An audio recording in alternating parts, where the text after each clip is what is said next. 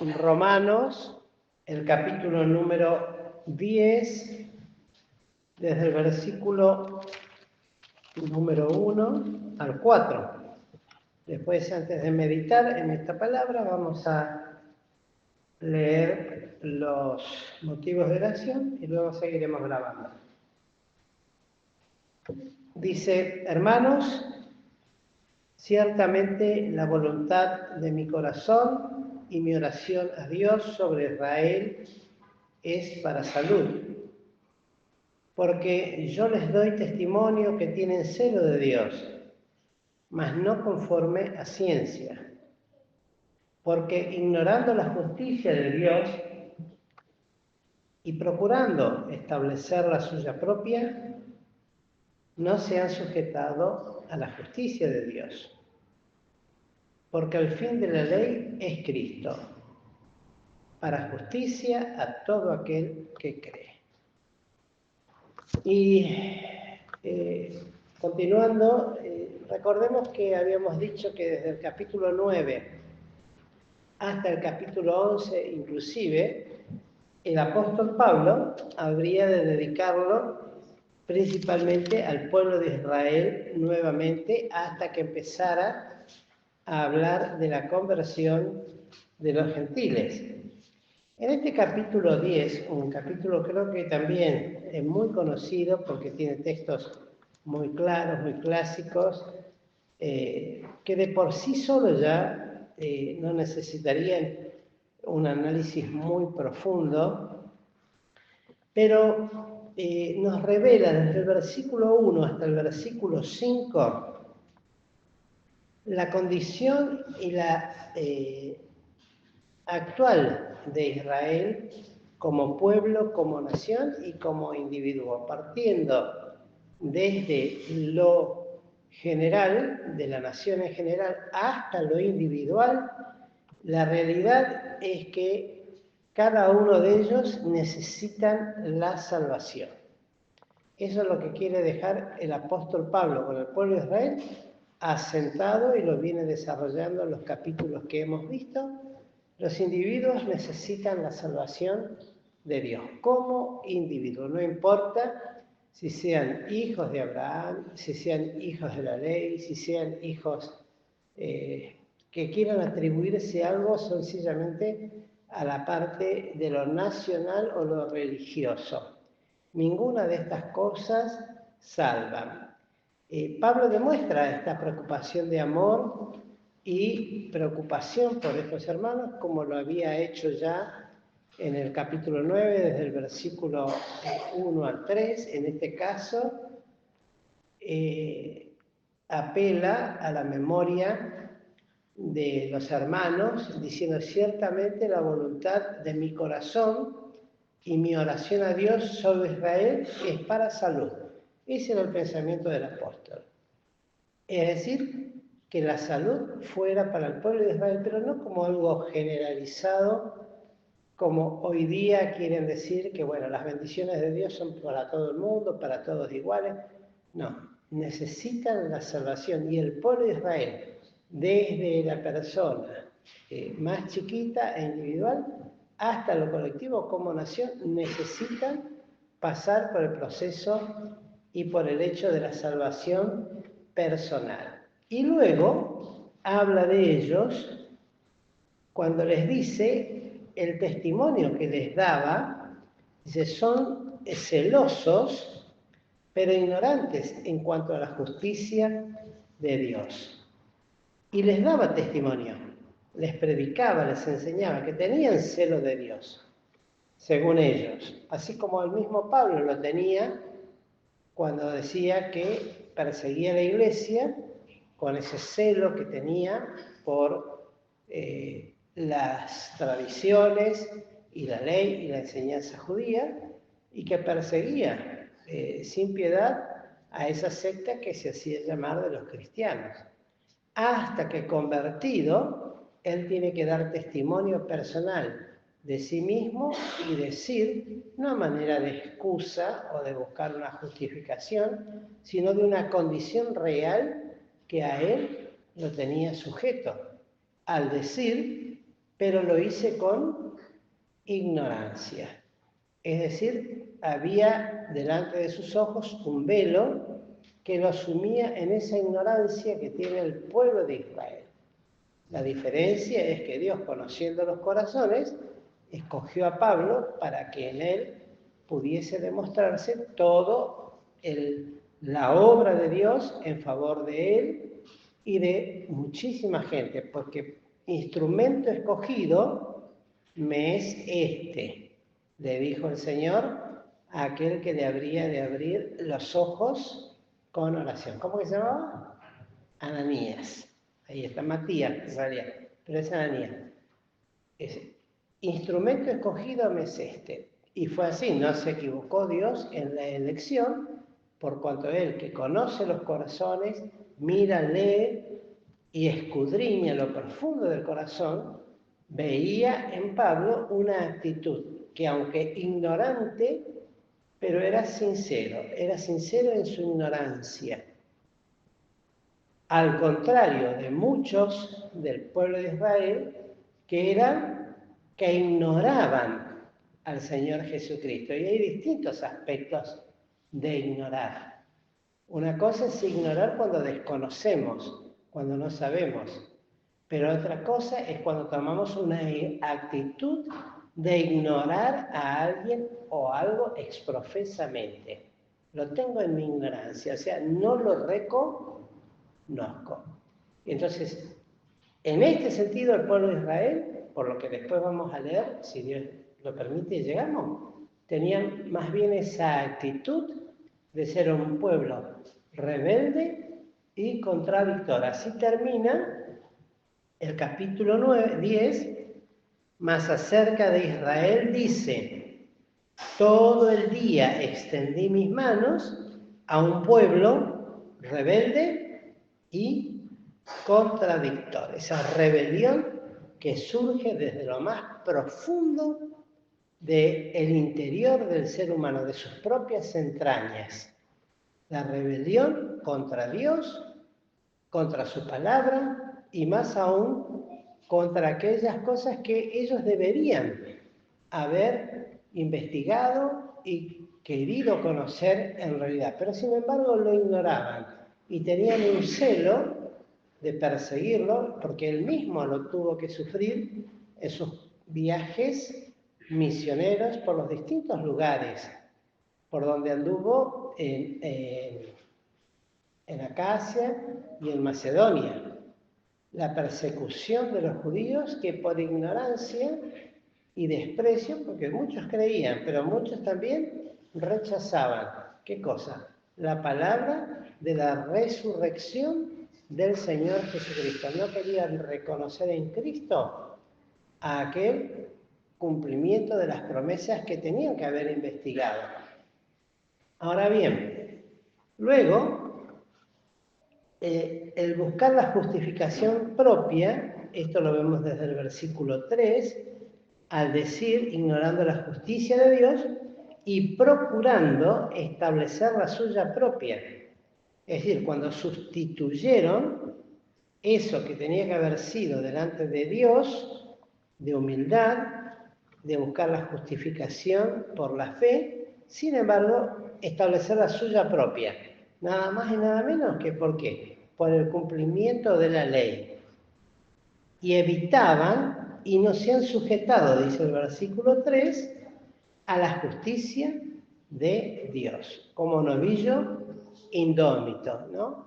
Como le decía Dios a Efraín, novillo indómito es Efraín, tal cual. No quisieron sujetarse, no se quisieron amoldar, no quisieron aceptar esa condición de que ya Cristo había venido, al punto tal que hoy todavía algunos de ellos lo siguen esperando y siguen esperando el cumplimiento de estas cosas que ya fueron hechas. Ahora, esto es como para tenerlo en un texto grabado en letras bien grandes, porque el fin de la ley es Cristo. Y punto. Todo lo que hace a los rituales, a todo lo que hacía al culto judío, a todo lo que hacía a la data de la ley, a todo lo que anteriormente les decía Pablo, de los que ellos fueron receptores, la adopción, la gloria, el pacto, la data de la ley, el culto y las promesas, y aún de las tradiciones de los padres. Todas esas cosas, lo dice en el capítulo 9, ¿no? Al principio.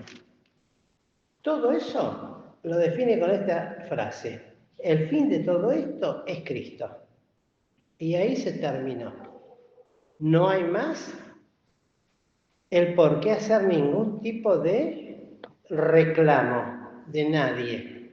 ¿Y cuántos que son judaizantes hoy día dentro del campo evangélico tendrían que leer estos textos?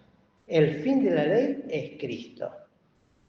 Ya no hay nada que nos sujete a no comas, no bebas, no hagas, no veas estas cosas, en el sentido del cumplimiento de la ley, como lo dice a los colosenses, cuando aquellos que se vestían, como lo dije el viernes pasado,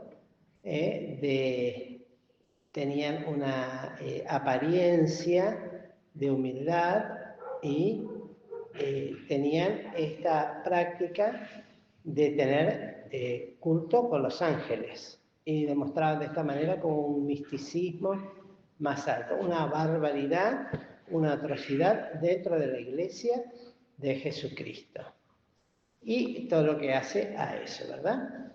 Entonces, la salvación para los judíos y los gentiles en la actualidad sigue siendo exactamente la que se establece ahora y que no requiere ningún esfuerzo por parte ni de uno ni de otro. Todo el esfuerzo lo realizó Cristo. Por eso dice en el versículo 6 y en el versículo 7 de o bajar del cielo a Cristo o subir a Cristo. O sea, ya no hay nada que hacer de estas cosas. ¿Por qué? Porque Cristo es el cumplimiento. Y todo lo que dejó escrito, ya lo dejó para que nosotros esté absoluto. Hay un texto precioso que lo vamos a leer en Deuteronomio 30, que ya se lo decía, por eso digo, tenían que haberlo conocido todos estos y atentamente miraban en la ley. El 30, el versículo 11 a 14. Dice, podemos leer desde el 10. Cuando oyere la voz de Jehová tu Dios para guardar sus mandamientos y sus estatutos escritos en este libro de la ley. Y esto ahora lo podemos aplicar ya no a la ley del cumplimiento del Antiguo Testamento, sino a la ley del Espíritu de vida que es en Cristo Jesús, que lo comienza así el capítulo 8.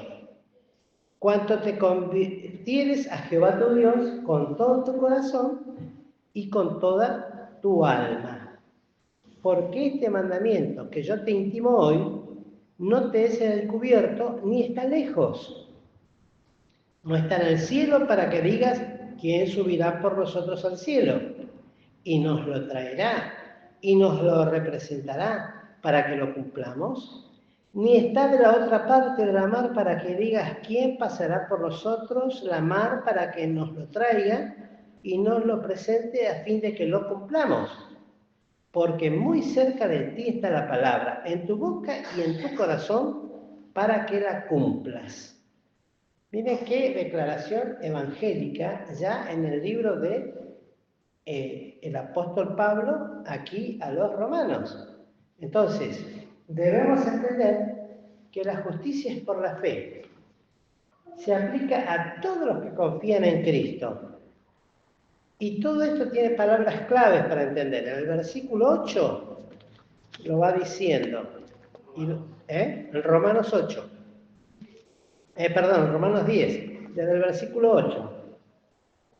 Porque toma esta profecía, toma el apóstol, para mencionarle esto. Miren cómo lo acerca a la experiencia de los judíos del tiempo de los romanos. Quiere decir que sigue teniendo vigencia. Y le habla esto. Y luego entonces se revelan unas palabras a partir de este versículo 9 hasta el 13 que se resumen en palabras claves para entender estas cosas. que están cercanas de entender y de realizar. La primera es creer, que si creyeres, ¿no? Creer, confesar e invocar. Y en este caso, el nombre del Señor. 3 palabras. Creer, confesar e invocar el nombre del Señor. Y luego, en el versículo 12, ¿por qué decimos porque es para todos? Porque no hay diferencia, dice. Con esto está hablando que ya para Dios no hay diferencia entre el gentil y el judío. Por eso decíamos el otro día, uno no tiene que hacer diferencia, porque en verdad, decíamos, si un israelita se arrepiente y se convierte, es salvo. Si un gentil se arrepiente y se convierte, es salvo. Si un palestino actual se arrepiente y se convierte, es salvo. Si un iraní se arrepiente y se convierte, es salvo. Si un chino se arrepiente y se convierte, es salvo. Ya no hay diferencia. Lo que salva es la fe en Cristo. El creer, el invocar y el confesar. No hay otra forma. Es lo que está establecido a los hombres. Y no hay otra forma de alterar esta forma en que Dios así lo establece. Por eso desde el versículo 15, y con esto quiero ir terminando, empieza el apóstol a hablar de enviar a hombres a predicar para que la gente escuche, pueda creer, el que cree ha de llamar y al que llama ha de ser salvo. Y dice en Isaías 52:7, cuán hermosos son sobre los montes los pies del que trae alegres nuevas. Y lo cita acá cuando en el 15 dice, y cómo predicarán si no fueren enviados, como está escrito, cuán hermosos son los pies de los que anuncian el Evangelio de la paz, ¿no? Y me llamó la atención porque en el Antiguo Testamento dice sobre los montes. Y me gustaría después, no tuve tiempo hoy, investigar qué simbolizan los montes. El pie sobre los montes. Porque acá habla, y siempre nos acordamos de estas, los pies que anuncian el Evangelio de paz. Pero allá habla cuán hermosos son sobre los montes los pies, ¿no? De los que anuncian. Un detalle nada más. Ahora bien, este envío, debemos decir que este método de Dios que utiliza para propagar el Evangelio hace al hombre inexcusable. No hay forma de que el hombre se pueda excusar porque de una o de otra manera le llega el Evangelio y se une a lo que el apóstol Pablo en otras cartas habla, de que el Evangelio corre, es glorificado y el hombre con que escuche el Evangelio de una o de otra manera ya es responsable e inexcusable delante de Dios de no haber escuchado. Si lo rechaza, bien lo decía el Señor el profeta, te envío a gente rebelde y a escorpiones, escuchen o dejen de escuchar. No hay forma de excusarse delante de Dios en este tiempo, más en los lugares donde nosotros nos movemos. Es decir, toda la tierra recibe este evangelio de los gentiles. Y lo toma del Salmo 19:4 cuando dice, por toda la tierra salió su hilo y al cabo del mundo sus palabras. Y eso se sigue cumpliendo y se cumplirá hasta el día en que Cristo venga a buscarnos. Y después inclusive. Porque todos los que sean perseguidos y aquellos que sean matados y en el tiempo de la gran tribulación y gran tribulación seguirán dando testimonio, porque darán sus vidas por el testimonio de Jesucristo y antes de dar su vida seguramente predicarán el Evangelio a todos aquellos que han de ser sus propios verdugos. Ahora, decíamos, en base a todas estas escrituras, Israel debió saber y entender que el mensaje sería llevado a los gentiles. Ya se le estaba profetizado. En Deuteronomio 32:21 dice, yo también los moveré a celo con un pueblo que no es pueblo. Con gente insensata los haré ensañar. Ese celo le está hablando de que sería con un pueblo que no era el de Israel. Luego en el 65:1 de Isaías nos dice, fui buscado de los que no preguntaban por mí, fui hallado de los que no me buscaban. Dije a gente que no invocaban mi nombre, heme aquí. Y les dejo para que lean Isaías 42, 6 y 7. Mientras que los gentiles encontraron a Dios. Todo esto, el capítulo se resume en esto. Mientras que los gentiles encontraron a Dios, los judíos han rechazado la justicia de Dios como consecuencia de su desobediencia y terquedad. Y por eso dice en el versículo 21, que lo toma de Isaías 65:2, extendí mis manos todo el día a pueblo rebelde, y en Romanos dice contradictor. En Isaías dice otras cosas. 65:2. En todo esto se resume. Por lo cual debemos dar gracias a Dios. Y era necesario que esto quedara escrito para las futuras generaciones, para los que vendrán, para nosotros y para los demás, para que encuentren en Cristo la salvación de su alma, y que no hay otro nombre dado a los hombres en el que puedan encontrar la salud para sus vidas. Creyentes, incrédulos primeramente, y luego los creyentes. Afirmar el corazón en esta gracia bendita. Que el Señor pues nos bendiga, queridos